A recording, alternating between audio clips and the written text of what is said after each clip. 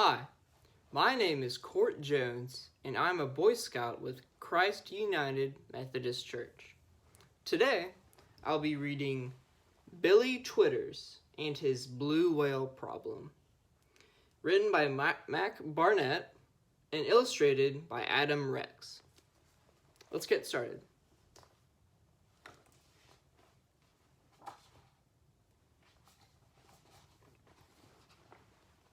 Mom says,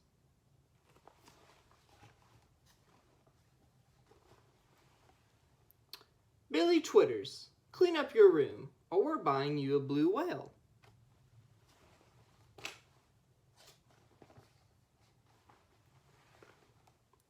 She says, "Billy, brush your teeth.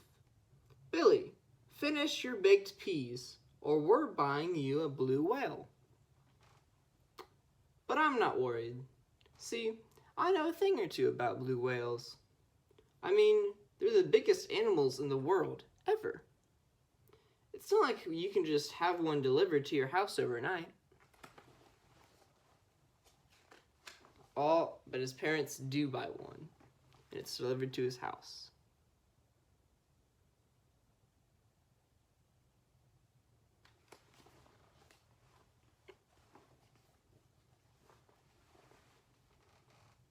The next morning, I feel like something's watching me. When I head out for school, I see it. "Mom, why is there a blue whale blocking your front door?" "That's not just any blue whale, Billy. That's your blue whale. And it's your responsibility to take him wherever you go. Now hurry up and get moving. There's absolutely no way she's getting me to take that whale to school." Oh, but he does take that whale to school. Look how big that whale is.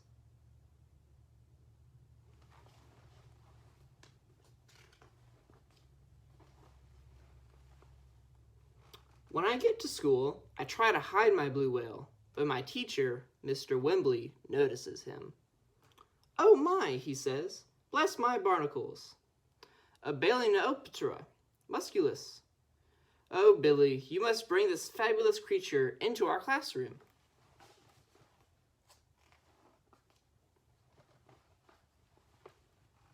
This is not going well. Today, Mr. Wembley was supposed to show us a movie about cowboys.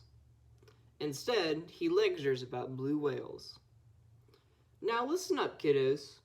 Did you know that instead of teeth, blue whales have baleen? It's like a giant comb that traps food inside their mouths, and it's made out of the same stuff as our fingernails.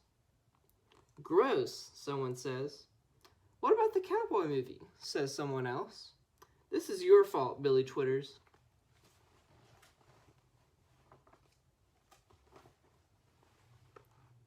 Alexis Winters Pierce, whose hair smells like tangerines, hands out party invitations right before recess.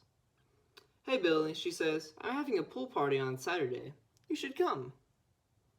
"Great," I say, "but I'll have to bring my blue whale along. That's fine, right?" "Your whale can't fit in my pool. Sorry, Billy, you are uninvited."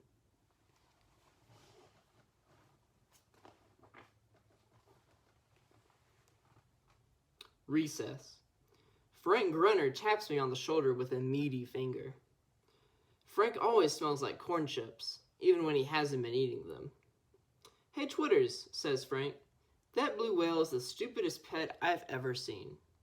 Why didn't you get a cool animal like a dinosaur or something?" Everyone on the playground laughs. "This blue whale is better than a dinosaur, Frank. It can be underwater for an hour without taking a breath. I don't think anything alive millions of years ago could do that." Frank looks stumped.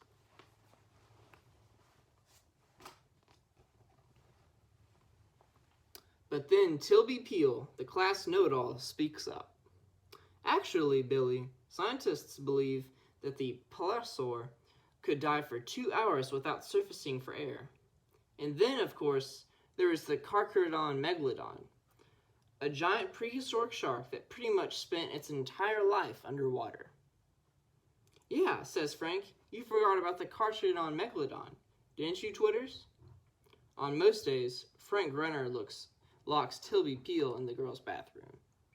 Today he picks Tilby first for his kickball team. Nobody picks me or my whale.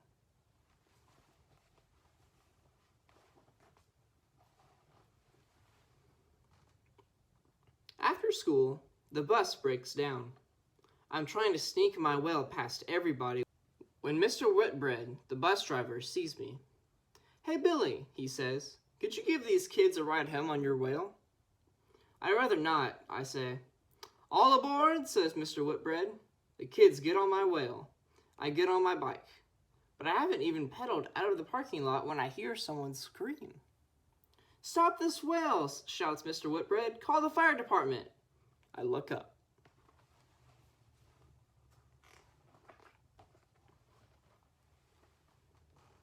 Tilby Peel is stuck in the blowhole. How was your day at school? My dad asks when I finally get home. Horrible, I tell him as I head upstairs. Not so fast, young man, he says. You've got some responsibilities. Responsibilities? I ask. That's right.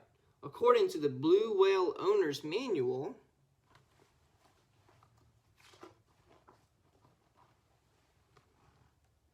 you've got to wash your whale, wax your whale, and check your whale for barnacles.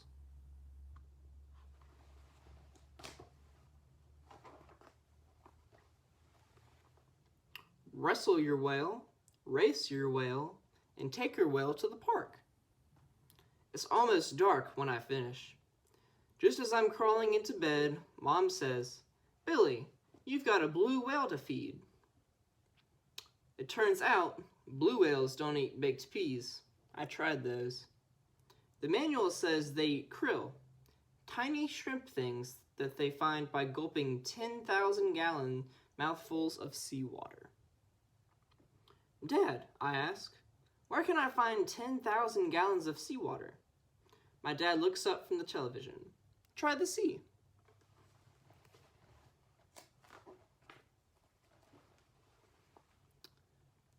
The sea is cold. It's cold and wet, and it looks like it's trying to eat the dock. There's an old boat captain just watching me, grinning. Ahoy there, says the captain. That's a lot of water for a wee boy like you. If I didn't know better, I'd say you were feeding a blue whale. He starts laughing. I don't find his joke very funny.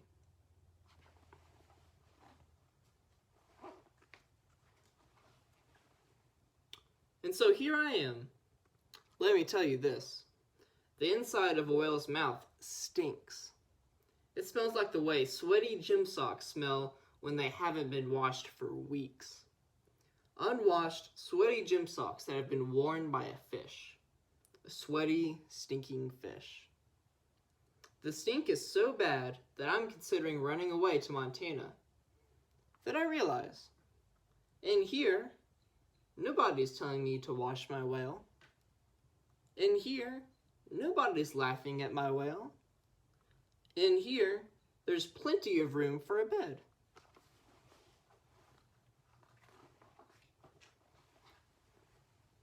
So I move in. Sometimes the only way to escape from the problems caused by your blue whale is to spend some time inside your blue whale. As long as I brush and floss his baleen a few times a day, it's a pretty pleasant place to be.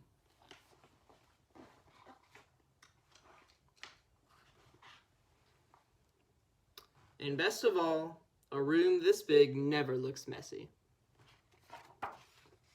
And that is it.